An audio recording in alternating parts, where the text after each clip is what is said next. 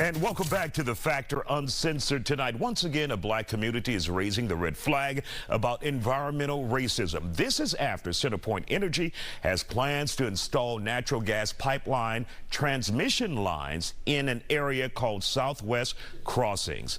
It is described as a mostly black and brown community. The neighbors were told they are protesting the construction. Now, they say they fear for their health and safety.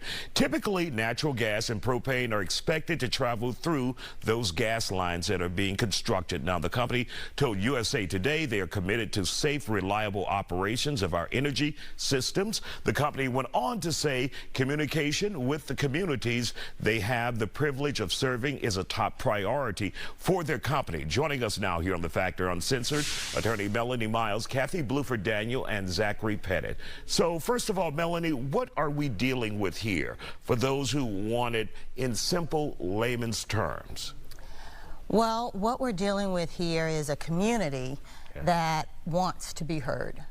We have a community that has been surprised by CenterPoint and possibly others that are imposing pipelines right behind their homes. And, you know, this happens, Isaiah, time and time again. And that's really the problem. You know, instead of utilizing this as an opportunity to perhaps positively change the way we do things here at the city, for example, actually bringing the stakeholders to the table, bringing the community residents that want to live in a safe environment, which all of us have the right to do.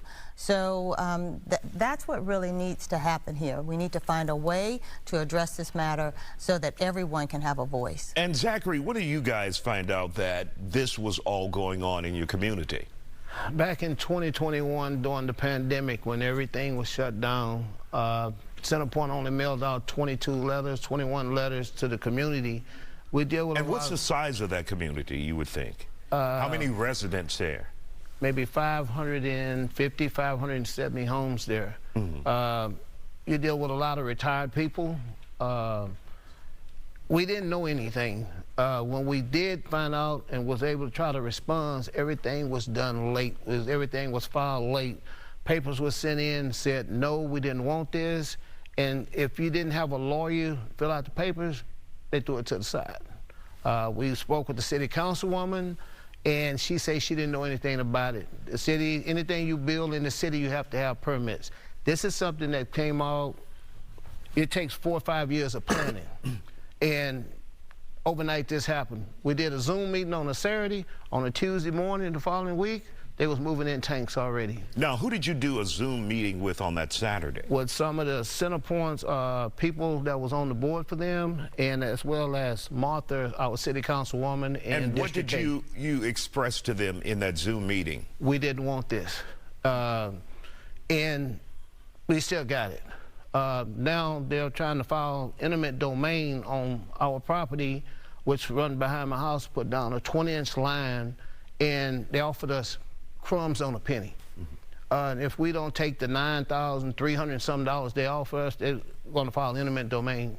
We sent them a counter offer back in June. We haven't heard from anyone. Mm-hmm. CenterPoint goes quiet. They don't want no one to call them out. They don't want to come speak. We also done a safety meeting. There was no police chief, fire chief, anybody there to give the community any kind of way how to evacuate, or if something did happen, to how to respond. The schools haven't been notified that if something happened, what do? How do they get the kids out? And it's right down the street from it. You got Fountain of Praise there. You have other churches there, Hispanic churches. You got these tanks are within 50 feet, 100 feet of a back door of a church and a service station. And really quick, let's bring Kathy in, because you've dealt with environmental racism and issues like this in the community. What would be your best advice to people in communities like this dealing with an issue like this? It's to organize. And fortunately, in this situation, Southwest Crossing, Senator Miles is filing legislation, this current legislation, to try and prevent continuous situations like this, because obviously it continues to happen in black and brown communities. Yes. And always with little or no notification. When he mentioned that they received the mail out, when we attended their meeting, the mail out we found out was mailed during the Memorial Holiday week. Yes. And as with most people, you know, we out to the backyard barbecue. We don't look at mail necessarily Friday, Saturday, and Sunday.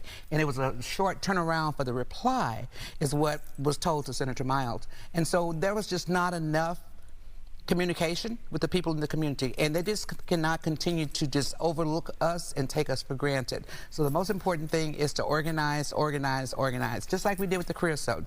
File a lawsuit. File, if nothing else, the black and brown community, file, was it Chapter 6? Was it 6? For Title 6, I'm sorry, file on Title 6 for discrimination for the people in the community. That's a federal lawsuit. So there are things that can be done.